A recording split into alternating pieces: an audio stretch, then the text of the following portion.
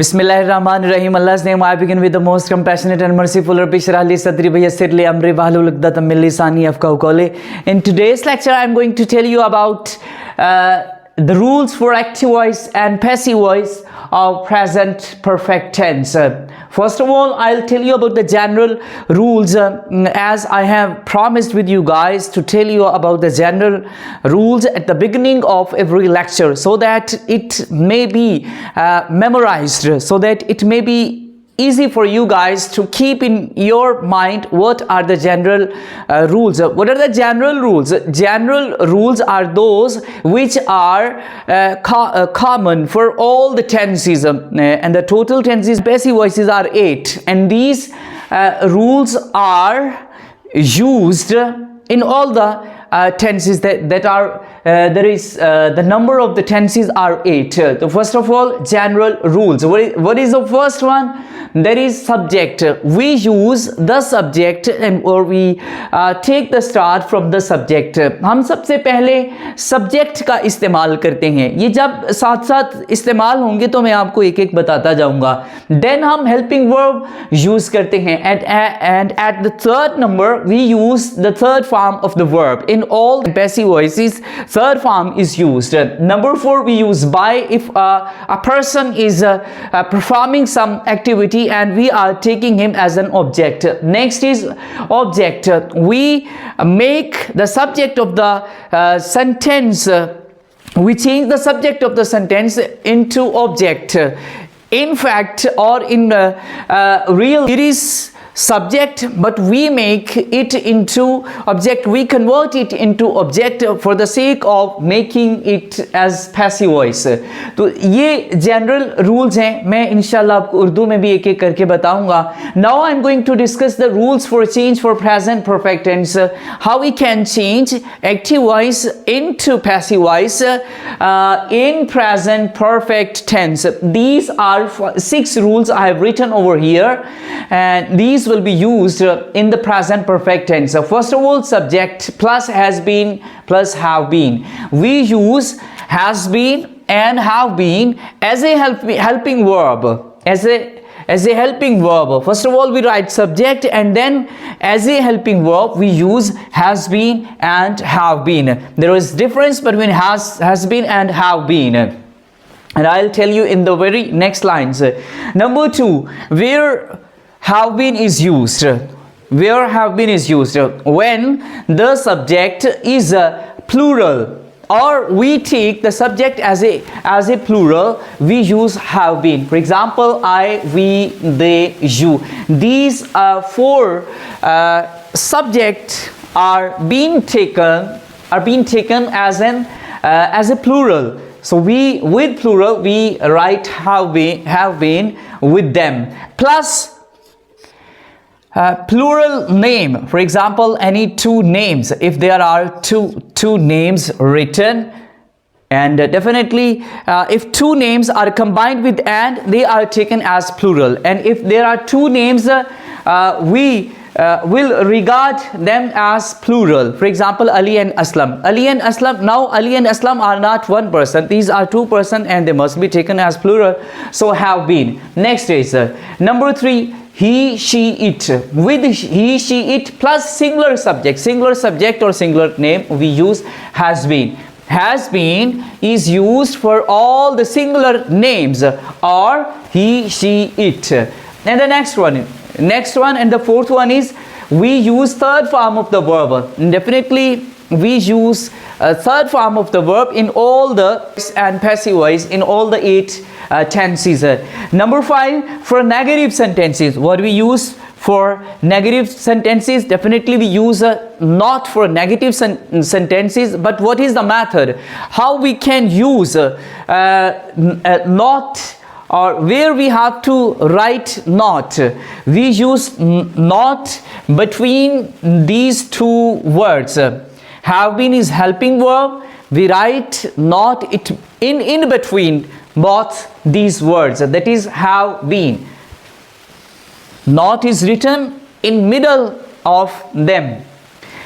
Next is has been is helping verb, and we write not in between both of them. So for interrogative, number 6, for interrogative we use have or have been beginning of the sentence or in the very start of the sentence. So these are general rules I've discussed with you guys, and these are rules for the specifically for the present perfect tense. Now I'll give you the examples, and don't be worried, those examples inshallah will be in Urdu as well as in English. Now I will give you the different examples of present perfect tense and how we can change them into passive voice. First of all, she has milked the cow. She has milked the cow. उन्होंने गाय का दूध निकाल लिया है, या उन्होंने गाय का दूध धो लिया है इसकी सही उर्दू होती है she has milked the cow. तो सबसे पहले हम क्या करेंगे, cow को हम स्टार्ट में लिखेंगे जो कि सब्जेक्ट है हमारा. सबसे पहले पहला रूल, the cow, हमने इसको एज ए सब्जेक्ट लिख लिया, the cow. आगे चूंकि it is singular and we will write has और प्लस been. मैं ऑलरेडी आपको बता चुका हूं कि has been और have been present perfect tense के पैसिव वॉइस के हेल्पिंग वर्ब है. प्रेजेंट परफेक्ट टेंस में जब हम पैसिव वॉइस करते हैं तो उसके हैज़ बीन और हैव बीन हेल्पिंग वर्ब होते हैं. Has been is for singular and have been is for plural. तो the cow has been, the cow has been. अब यहाँ तक ये हेल्पिंग वर्ब कंप्लीट हो गया. थर्ड नंबर पे है थर्ड फॉर्म. तो ये ऑलरेडी यहाँ पे भी थर्ड फॉर्म होती है एक्टिव वॉइस में भी, तो यहाँ पे भी ये सेम ही रहेगी. The cow has been milked. अब चौथे नंबर पे क्या है, हम बाय लिखते हैं. तो चौथे नंबर पे हमने बाय लिखा और बाय के बाद हमने जो ऑब्जेक्ट है वो लिखना है, और ऑब्जेक्ट हम सब्जेक्ट से ही बनाते हैं, और जब हम इसको ऑब्जेक्ट बनाएंगे तो ये हर हो जाएगा. The cow has been milked by her. Now I'm moving towards the second example. There is I have bought a house. मैंने घर खरीद लिया. I have bought a house. मैंने घर खरीद लिया. तो अब क्या करेंगे, फर्स्ट आप वही रूल्स को ध्यान में रखें. सब्जेक्ट बनाएंगे ऑब्जेक्ट का a house, जाहिर है a है, a house. अब आगे क्या होगा, next helping verb. Helping verb चूंकि ये इट इज़ सिंगुलर तो हम इसके साथ हैज़ बीन लिखेंगे. नंबर 3 पे वही third form how has been. Active voice में भी थर्ड फॉर्म होती है और पैसिव वॉइस में तो होती ही थर्ड फॉर्म है. तो has been bought. A house has been bought. चौथे नंबर पे हमने लिखा बाय. तो किसने खरीदा है, आय. आय का क्या बनेगा, मी. यानी जब ऑब्जेक्ट बनेगा तो जाहिर है ये मी में चेंज हो जाएगा. A house has been bought by me. अब I am moving towards the third example. That is Amjad has finished his work. Amjad ने अपना काम कंप्लीट कर लिया, ख़त्म कर दिया. Amjad has finished his work. तो अब क्या करेंगे हम, हिज वर्क, ये ऑब्जेक्ट है तो ये अब बनेगा subject. Amjad has finished his work. तो his work आगे ये सब्जेक्ट बन गया. आगे हमने लिखना है helping verb has been plus third form होगी तो finished. चौथे नंबर पे बाय. पांचवें नंबर पे अमजद आ जाएगा. चूँकि अमजद एक नाम है तो नाम में फॉर्म में कोई तब्दीली नहीं होगी. अमजद है तो ये ऑब्जेक्ट बन गया. ये अमजद ही एज इट इज़ रहेगा. ये यहाँ पे सब्जेक्ट है लेकिन ये अमजद यहाँ पे ऑब्जेक्ट है. जिस तरह हम शी का हर कर लेते हैं, इस तरह अमजद का नाम की कोई तब्दीली नहीं होती. तो his work has been finished by Amjad. ठीक हो गया जी. These were the affirmative sentences, or these were the simple sentences. Now I'll move towards the negative sentences. Now I'll tell you about the negative sentences. That is how we can make the passive voice from the active voice in the present perfect tense for negative sentences. So the first sentence is she has not boiled the eggs. अब ये इसके हम helping verb की जब हम बात करें तो हैज़ नॉट बीन और have not been negative sentences में प्रेजेंट परफेक्ट के हेल्पिंग वर्ब्स होंगे. तो first example, she has not boiled the eggs. उसने अंडे नहीं उबाले हैं या वो अंडे नहीं उबाल चुकी है. तो पहला क्या होगा, ये यही वाला, ये सेम सब्जेक्ट. ऑब्जेक्ट को हम सब्जेक्ट से लिखेंगे, सब्जेक्ट से लिखेंगे. ये वाला ऑब्जेक्ट होता है और ये वाला इसी तरह सब्जेक्ट होता है. ठीक है, सब्जेक्ट को हम ऑब्जेक्ट बना के लिखते हैं. द एग्स फर्स्ट हो गया जी, द एग्स. अच्छा जी, एग्स के बाद क्या आएगा, ये चूंकि ज़्यादा हैं तो इसमें हैव आएगा और चूंकि नेगेटिव सेंटेंस है तो हैव नॉट बीन होगा नेगेटिव सेंटेंसेस के लिए. The eggs have not been. Next ये हमने लिख लिया. आगे होगी थर्ड फॉर्म. तो थर्ड फॉर्म के लिए बॉइल्ड है तो बॉइल्ड ही रहेगा, बॉइल्ड. चौथे नंबर पे बाय आता है, बाय लिखा और ये शी है तो शी का हर हो जाएगा. This sentence is complete now. The eggs have not been boiled by her. अंडे उससे नहीं उबाले गए हैं. इस तरह से इसका तर्जुमा होता है, पर तर्जुमा करने की आपको ज़रूरत नहीं है. The teacher has not punished my brother. The teacher has not punished my brother. Number 1 पे क्या लिखा, सब्जेक्ट. ऑब्जेक्ट को हमने बनाया subject. My brother, my brother. आगे ये नेगेटिव है तो ये भी सिंगुलर है, ब्रदर. तो क्या लिखेंगे, हैज़ नॉट और been. My brother has not been. आगे क्या है, पनिश्ड, यानी थर्ड फॉर्म है तो थर्ड एज इट इज ही रहेगी, पनिश्ड. चौथे नंबर पे हम बाय का इस्तेमाल करते हैं. बाय का लिखा किसने मारा है जी, द टीचर ने. My brother has not been punished by the teacher. चलें, ये छोटा सा हो गया है, इसको समझ लीजिएगा. This is teacher. ठीक है जी. तो अब next example is I have not killed a snake. मैंने सांप नहीं मारा है. तो I have not killed a snake. A snake बनेगा इसका सब्जेक्ट. आ स्नेक हमने लिखा, स्नेक चूंकि सिंगुलर होता है. A snake has not been. A snake has not been. आगे ये सब्जेक्ट हो गया, ये हो गया हेल्पिंग वर्ब. आगे थर्ड फॉर्म है तो खिल्ड का खिल्ड ही रहेगा, खिल्ड बाय. चौथे नंबर पे बाय आ गया. ये कौन है, आई है तो इसका मी हो जाएगा. A snake has not been killed by me. These were the negative sentences. I am going to tell you about the interrogative sentences. हम किस तरह से इंटेरोगेटिव सेंटेंसेस के प्रेजेंट परफेक्ट टेंस में एक्टिव वॉइस से passive voice बना सकते हैं. I have written over here the 3 examples. The number one example is have they eaten the mangoes. क्या उन्होंने आम खा लिए हैं. तो इसको हम कैसे चेंज करेंगे, तो इंटेरोगेटिव सेंटेंसेस में फर्स्ट ऑफ ऑल जिस तरह you can see over here कि यहाँ पे हैव लिखा हुआ है तो जाहिर है हेल्पिंग वर्ब का एक हिस्सा स्टार्ट में लिखा जाता है सवाल बनाने के लिए. तो in the same way the same procedure is done to the passive voice sentences. इसी तरह का तरीक़ेकार इनके साथ भी किया जाता है. तो हमने हैव को शुरू में ही रखना है. अब देखें यहाँ पे सबसे पहले हम सब्जेक्ट को देखेंगे. अब इसमें हैव बीन होते हैं, हेल्पिंग वर्ब पैसिव वॉइस के हैव बीन होते हैं, बट हम उसका एक हिस्सा स्टार्ट में लिखेंगे. यानी हैव है या हैज़ है, हम वो शुरू में लिखेंगे. तो फर्स्ट ऑफ ऑल हम क्या करते हैं, पहले तो हमने इनको देखना है द मैंगोज को. अब मैंगोज चूंकि जमा है, सब्जेक्ट ये जो रूल्स हैं ये लिखे हुए हैं तमाम सिंपल सेंटेंसेस के लिए. लेकिन अगर सवाल है तो जाहिर है हम इनको ऊपर नीचे करेंगे. Rules will be the same. तो सबसे पहले हमने मैंगोज को देखा. मैंगोज चूंकि जमा में हैं तो इसलिए शुरू में आप सवाल बनाने के लिए पैसिव वॉइस में भी आप हैव ही लिखेंगे.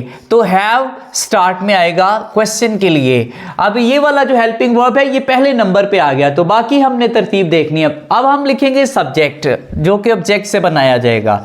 Have the mangoes.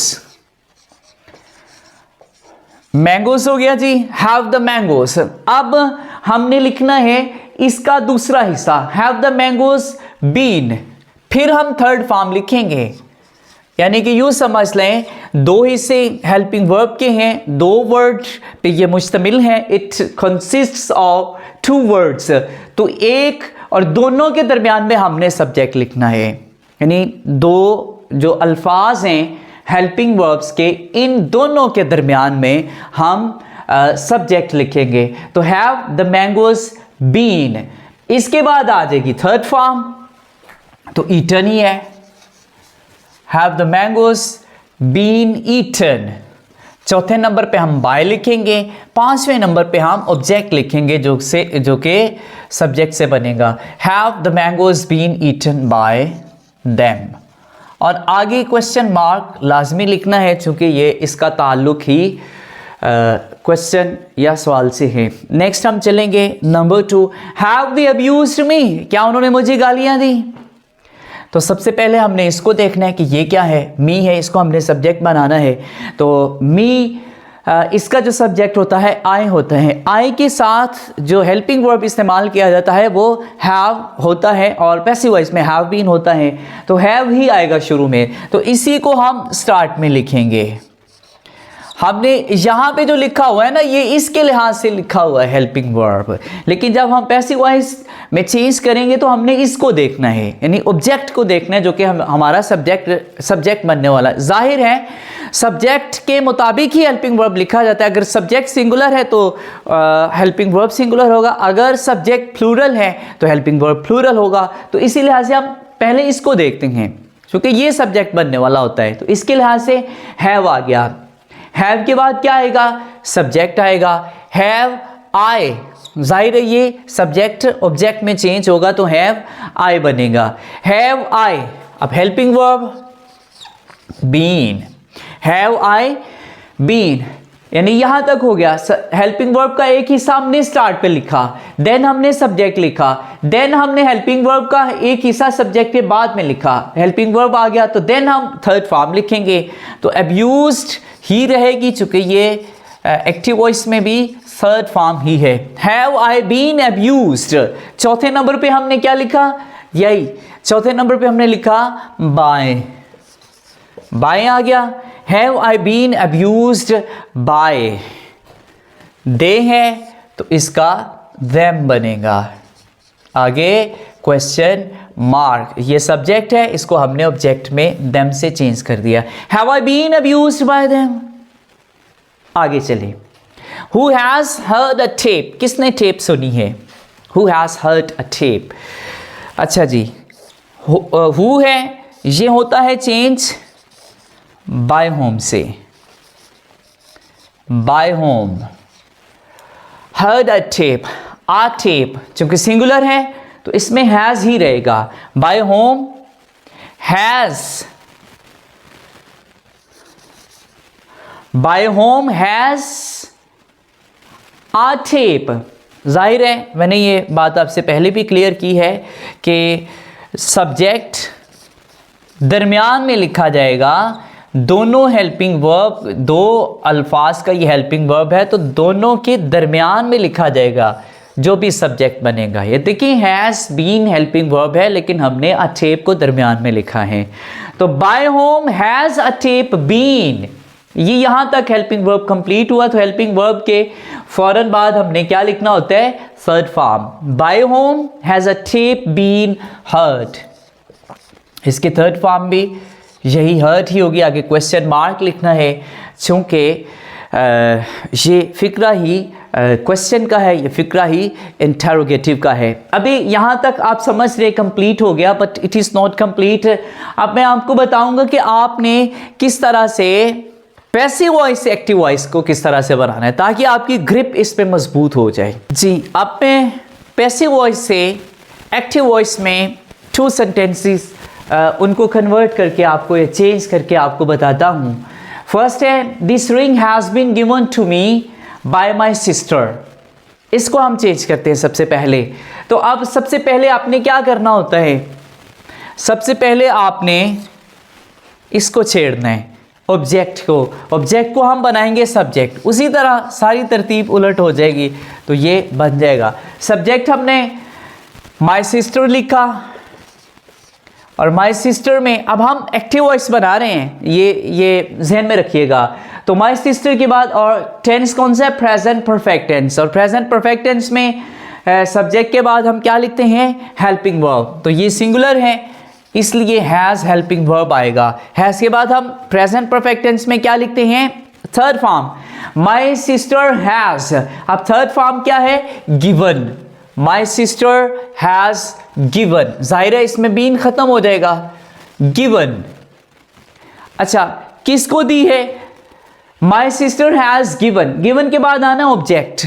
अब यहां पे एक प्रॉब्लम है, यहां पे लिखा है ना टू मी और बाय, हाँ टू मी लिखा हुआ है। तो टू मी कब लिखते हैं? जब पैसिव वॉइस में आप चेंज करते हैं। तो आप यहां पे देखिएगा कि टू मी एडजस्ट नहीं होगा। जिस तरह my sister has given to me, तो इतना अच्छा नहीं लगेगा क्योंकि इसमें चीज़ें हैं दो, ऑब्जेक्ट जो बन रहे हैं वो दो हैं, एक तो मी है और दूसरा है रिंग।